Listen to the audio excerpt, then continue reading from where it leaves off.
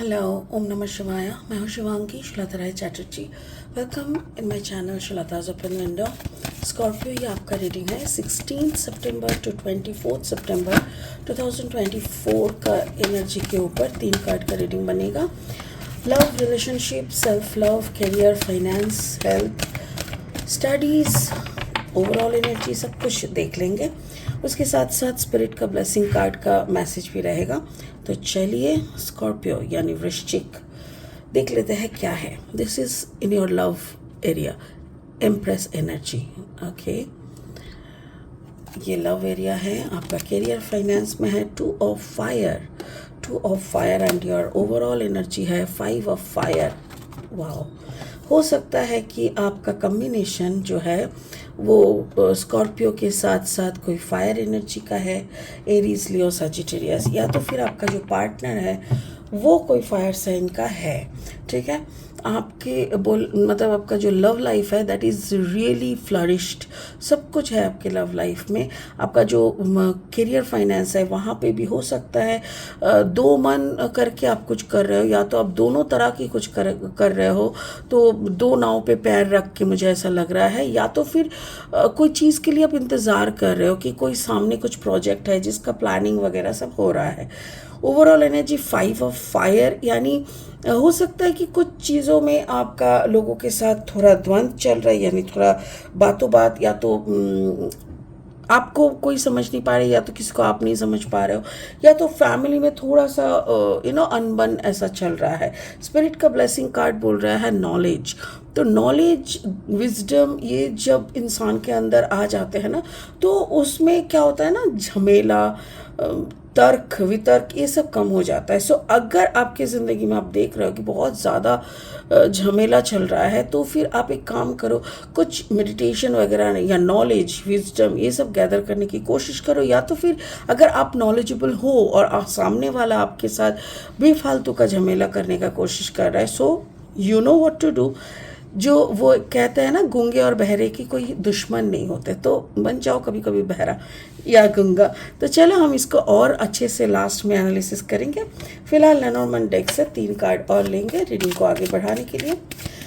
अगर आप वृश्चिक राशि के जातक है, या तो फिर वृश्चिक लग्न के, सन मून राइजिंग कहीं पे भी अगर आपका सन मतलब स्कॉर्पियोनिक एनर्जी या तो वृश्चिक एनर्जी है, तो आपका एनर्जी के साथ इस रीडिंग का एनर्जी में कहीं ना कहीं कुछ ना कुछ मैचिंग तो आपको ज़रूर मिलेगा। ठीक है, ओके। द आउल लोग बात कर रहे हैं आपको लेके, मतलब आपकी जो पार्टनरशिप है उसको लेके। द स्टार्स, नक्षत्रों में आपकी भविष्य। एंड द क्लोवर, वो good luck, that's really good luck. जो भी आपके अगेंस्ट में जा रहा है वो आपके अगेंस्ट से निकल जाएगा। You will get the good luck, ऐसा लग रहा है अभी तक।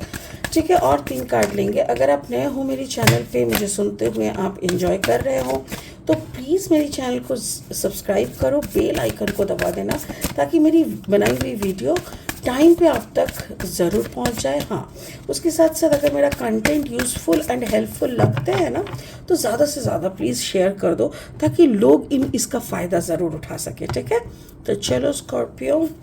Wow, the high priestess energy, fantastic. And then the justice, okay, some legal things, and the 4 of sword। समझ गए। देखो, लव लाइफ से शुरू करेंगे, ठीक है ना। एम्प्रेस एनर्जी, ये जो एम्प्रेस कार्ड होता है ना, इसको हम माँ लक्ष्मी का कार्ड कहते हैं। क्यों कहते हैं? क्योंकि यहाँ पे ना जैसे सब कुछ है, इनके हाथ में देखो क्रॉप्स है, यहाँ पे लोटस है, तो मतलब कुछ चीज़ें ऐसे है इस कार्ड में जिसका वाइब्रेशन काफ़ी रीच लगता है, रीच, एस्टैब्लिश्ड, वेल एस्टैब्लिश्ड, और बहुत सारा अबांडेंस है। मतलब खाने पीने की कोई कमी नहीं है। हो सकता है कि आपकी फार्मिंग हो, आपकी राइस मिल्स हो, ऐसा है कि जैसे क्या बोलते हैं, एग्रीकल्चरल अगर आपका फील्ड हो, या तो फिर मतलब मिट्टी से जो भी आपका आता है उसका अगर आप बिजनेस कर रहे हो, तो आप बहुत ही रिच हो। आपकी जो लव लाइफ है उसमें जैसे वैसा ही आपका लव लाइफ है। Like you people are really, मतलब जब भी लोग आप लोग दोनों को देखते हैं ना, लोग कहते हैं वाह देखो इन दोनों की जोड़ी, देखो माशाल्लाह, किसी की नज़र ना लगे, ऐसा टाइप का तो आप दोनों की जोड़ी पे सलामती है बहुत, लोगों की बातों में भी आप दोनों की जिक्र होती रहती है, लोग आपको लेके काफ़ी बात करते हैं। बट एक चीज़ मुझे बार बार दिख रहा है 3 and 12 मतलब 2+1 3, तो हो सकता है कि आपकी ज़िंदगी में कोई और हो। I am not telling about your partner, आपका मैरिड पार्टनर जो है वो तो है ही, उनको आपके साथ दिखते हैं लोग और आप भी खुश रहते हो, बट मुझे ऐसा लग रहा है जैसे आपकी ज़िंदगी में कोई और है। अगर फिजिकली भी ना है तो साइकोलॉजिकली एंड मेंटली कोई तो है जो आपके दिल जान को, या तो फिर आप किसी को स्टॉक करते रहते हो कि वो लोग क्या कर रहे हैं, ऐसा करके मेरे ख्याल से इंट्यूटिव कनेक्शन है। Yes, intuitional love, intuitional connection ये होता है। अगर आपका ज़िंदगी में कभी सच्चा प्यार होता है ना, तो वो प्यार कभी ख़त्म नहीं होता। पकड़ लो कि आपके साथ किसी का प्यार हुआ था, वो वहाँ पे अभी आपका कोई कनेक्शन नहीं है और अभी आप मैरिड हो किसी के साथ और आप हैप्पीली मैरिड हो, आप अपना मैरिज का सारा ड्यूटी निभा रहे हो, पति और पत्नी में प्रेम है, सारे सब कुछ रिश्तेदार के लेके बिल्कुल टिप टॉप जिंदगी है। बट वो जो पहला प्यार है ना, वहाँ पे कहीं ना कहीं जैसे कड़ी जुड़ी हुई रहता है। मतलब आपको लगता है कि कुछ ना कुछ करके आप उसको देखना, उसको सोच, दिन में एक बार तो उसका ख्याल आपके दिमाग में आ ही जाता है। तो ये एक ऐसा प्यार है, हो सकता है that person is spiritually awaken, हो सकता है कि वो आपको ट्रिगर करते हो या तो आप उनको ट्रिगर करते हो। बट मुझे ऐसा लग रहा है कि दिल में हो तुम, जान में है कोई और, ऐसा टाइप का हो सकता है। But yes Scorpio, you are happily married, you are happily happy partner, इतना मैं कह सकती हूँ।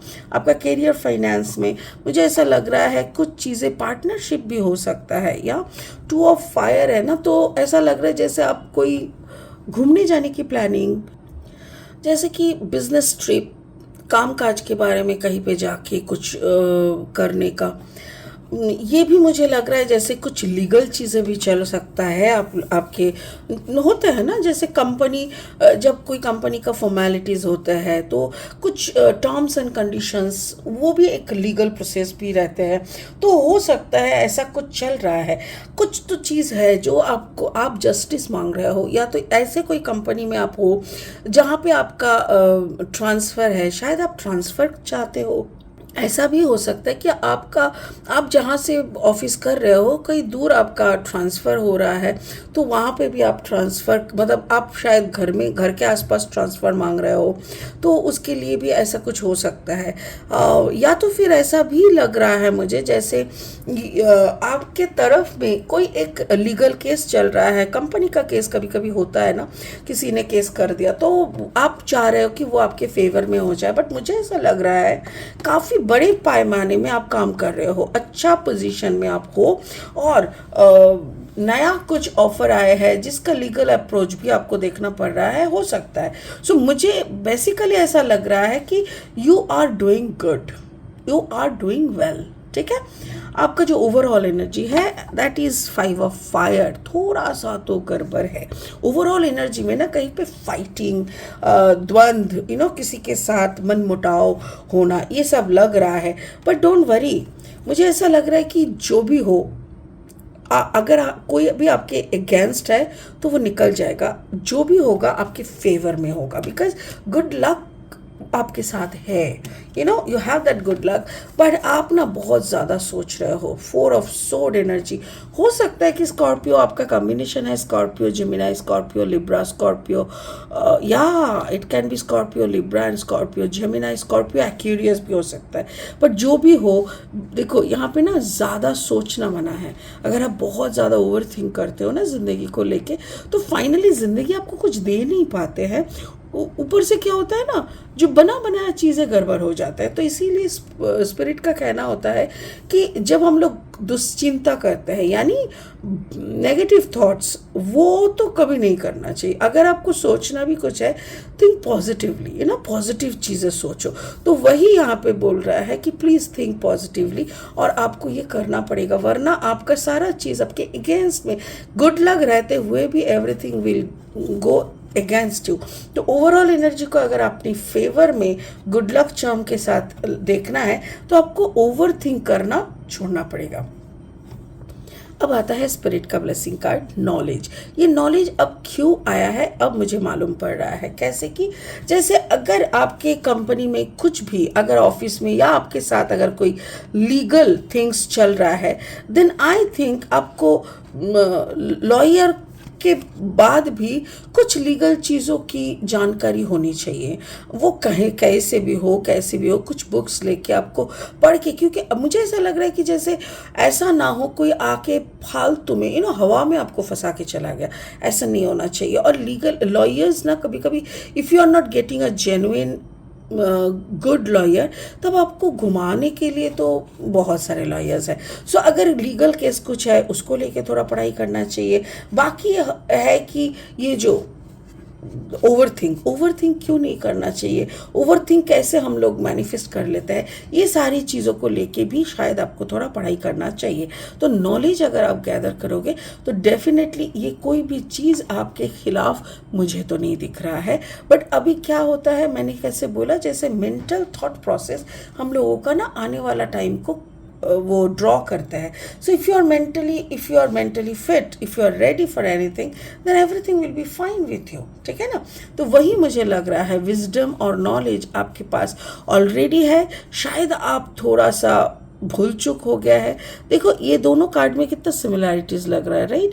तो वही you have to get this energy. कभी कभी ये एनर्जी ना आपसे जैसे दूर हो जाता है। सो आप क्लैरिटी खो देते हो। अगर क्लैरिटी ऐसे खो जाते हैं ना, तो अपना नज़र उतारा करो, नमक के पानी से नहाया करो, ओम नमः शिवाय का जाप करो।